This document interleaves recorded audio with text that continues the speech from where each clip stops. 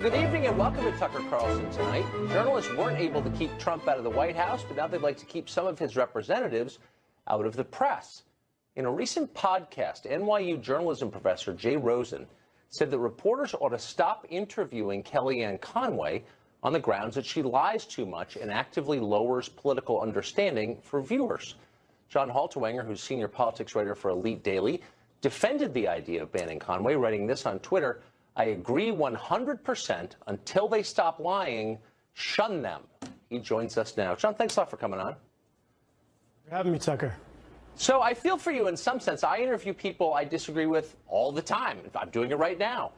But I must say, in a lot of years of doing it, it has never occurred to me to shun them or to punish them by not talking to them. That doesn't seem like it would serve our viewers or your readers. Why would you do that?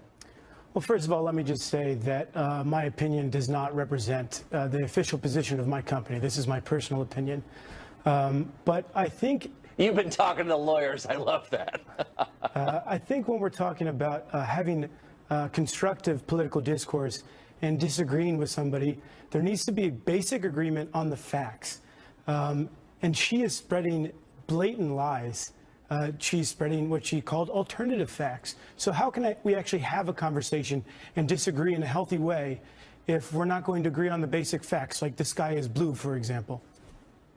Well, I mean, we don't agree on the basic facts about a lot of different things. I mean, that's part of what discourse is. It's arguing over what the facts are.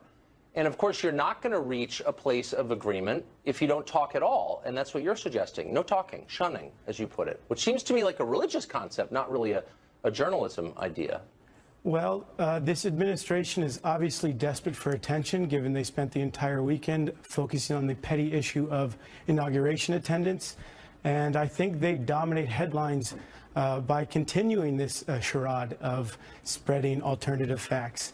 And behind the scenes, they do other things that arguably should be reported on, but don't get enough attention. I don't know if this is part of a larger sinister plan from the Trump administration, but it is a huge distraction. And it is quite embarrassing that the first weekend of the 45th president was spent talking about how many people came to his inauguration.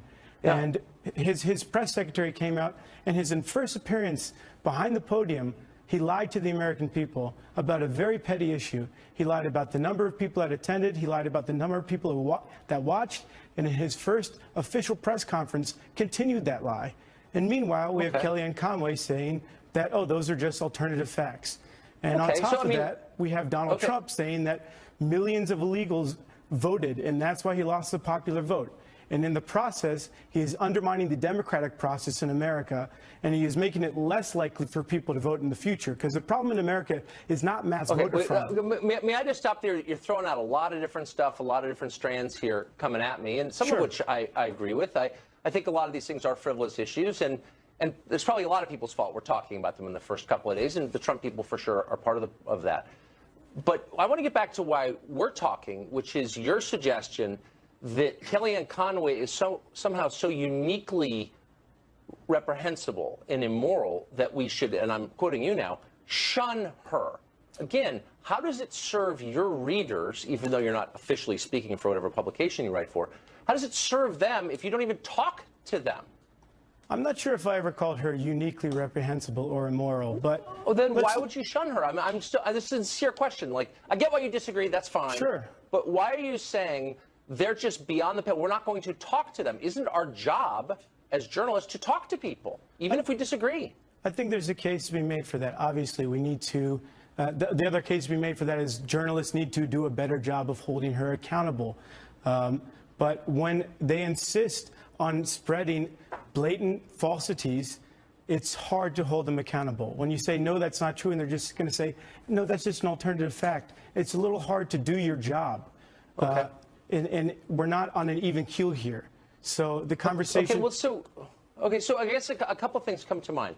One, I agree with you. It's really frustrating when public officials lie, and a lot of them do, a lot. And it's upsetting. My first question, though, is you seem to be exhibiting moral outrage, which is weird in a journalist. I mean, your job is to sort of watch things and coolly assess them and then report on them. But you seem personally offended. And as do a lot of people your age who are now in journalism, it seems like they're mad Why is that? Is that specific to like being in your 20s, or why the moral outrage? Donald Trump did say he's at war with the media. Are you not a bit offended that he's at war with your profession? Well, I'm offended with some things that Trump says, for sure. But I'm not, I guess I don't see it as a religious contest between the virtuous, me, and the sinful, them, and therefore I need to shun them. And you seem to see it that way. And in your defense, a lot of people your age seem to see that the world that way too. Why is that? Why the moral outrage? Why the screechy moralizing? Well, I think that it starts to, we're starting to enter a post-fact world, and I think that's a very dangerous world to be entering. I think this is why a lot of people don't vote in America. I think that's why we have mass voter apathy, not mass voter fraud. I think because they think that the political system doesn't work and doesn't serve them. And why should they participate in a system in which politicians continue to lie to their face? That's why we have 55% voter turnout. Journalists say, I don't even want to hear you. I don't want to hear what you have to say. So look, I mean, I'm going to ask you the obvious. Why should I sit there and listen to lies? Why should I sit there and listen to lies? Well, I don't know, because it's you can refute them. You can show that they're lies. I mean, again, that's your job. But let me ask you the obvious question. I'm sure all of viewers are wondering this question, which is, okay, I think there have been some falsehoods coming out of the Trump administration. I'm not here to defend them, but it's not unique to them. So we just had 8 years of an administration where they said things like, I don't know, if you want to keep your plan, you can keep your plan. Not true. I've got a whole list of untrue things that the president said, and not about dumb things like attendance at a rally, but things about, I don't know, the steel industry or Benghazi or the war in Iraq. I mean, like real things. And like all presidents, he lied. But you don't seem in the mood to shun him or his spokesman. Why is that? He's no longer president. Okay, but he was last week. Sure. Okay. Like, what? He did a lot of things wrong. For example, if we're going to talk about the issue of immigration, sure, a lot of young people are very concerned about Trump's proposals on immigration. But perhaps we should also mention that President Obama deported more people than any other president. Sure, that's what I'm talking about, a balanced conversation. Okay, but you're saying that lying is the red line for you. And I'm not disagreeing with that. It's very it's annoying when people lie, for sure. I'm just saying that the last administration lied a lot, too. And your outrage seems selective. Will you acknowledge that? Like, you're obviously more in tune with their politics, but can you be objective enough to acknowledge that maybe if you're going to be mad about lying in one case, you should be mad about it in all cases? No? I do agree we should be mad about it in all cases, but I think the amount of lying that's occurring within the Trump administration is unprecedented. And this man is not even willing to admit that he lost a popular vote. And in the process... How old are you? What do you know? How do you know what the precedent is? I have a degree in history. I can read up on my facts. Okay. My age has nothing to do with my knowledge of U.S. politics or history. I'm just saying, like, there's an overheated quality to your critique, okay? It's been 4 days. I agree. Some of the stuff they said is silly. But I don't know, unprecedented? It's a little early to say unprecedented. But let me ask you about this, because I can't respond. I can't resist. So you said Trump signed this order to declare the day of the inauguration a national day of patriotic devotion. And you wrote, quote, whatever. You wrote this. It's actually kinda, K-I-N-D-A, scary, clash, has parallels to Nazi Germany and North Korea. I mean, do you really think that's the same as what happened in Nazi Germany or what is currently happening in North Korea? That seems more partisan than anything Kellyanne Conway has ever said. Okay, well...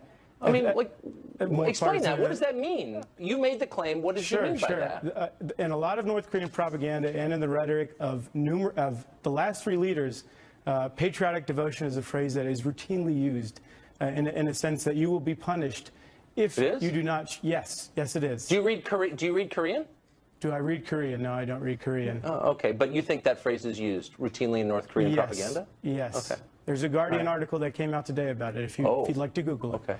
So they use the same phrase, so it's the same as North Korea? Excuse me?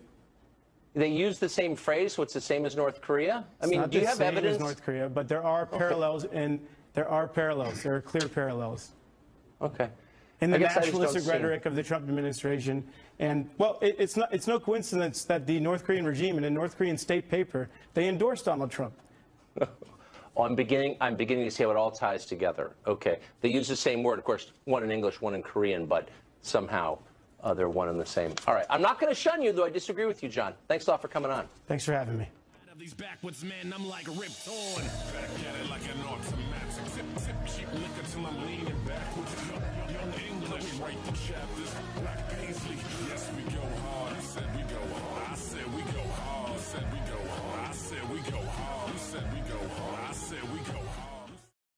1,000 for this year. That's less than half of the previous limit. The order is already being labeled a Muslim ban by critics who say they won't actually make this country any safer. One of those critics is Kevin Appleby. He's director of migration policy at the Center for Migration Studies of New York, and he joins us on the set. Kevin, it's good to see you tonight. Thanks for having me. So I think the kind of core question around the entire refugee issue is, why does bringing in refugees from places like Syria benefit American citizens? What's in it for America? Well, first of all, it's soft power. The U.S. has soft power. They're able to help other countries who share the burden of the refugees. And in that way, they're able to negotiate other issues with them and that they're interested in, that they're in our vital interest. It's also a humanitarian gesture. I mean, we're a nation of immigrants. We're a nation of safe haven. A lot of these Syrians are fleeing terror themselves. Yes. They're very vulnerable. Mostly women and children are coming here. They're not threats, and they go through more security checks than any arrival to this country. It's usually a 2 to 3 year process for one Syrian to get into this country. So they're very well vetted. They're not security risks. I don't understand why the president is banning them from coming in, because we need to provide support to